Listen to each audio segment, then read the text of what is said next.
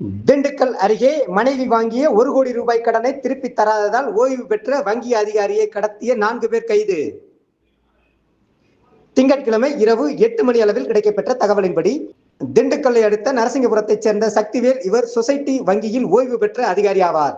இவரது மனைவி கனகவள்ளி வயது 50. இவர் திண்டுக்கல் பொன்னகரம் பகுதியைச் சேர்ந்த நபரிடம் ரூபாய் 1 கோடி கடன் வாங்கியதாக கூறப்படுகிறது.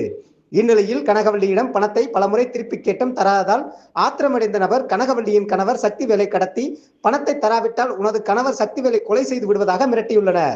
இது தொடர்பாக அம்பாத்துறை காவல் நிலையத்தில் புகார் அளிக்கப்பட்டது.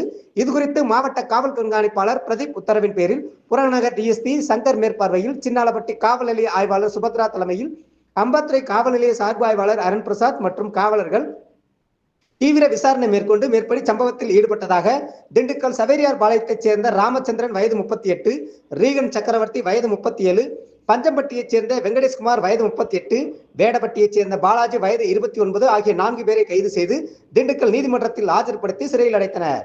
மேலும் இவ்வழக்கில் தொடர்புடைய முக்கிய குற்றவாளிகள் சிலரை அம்பாத்துறை போலீசார் தேடி வருகின்றனர்.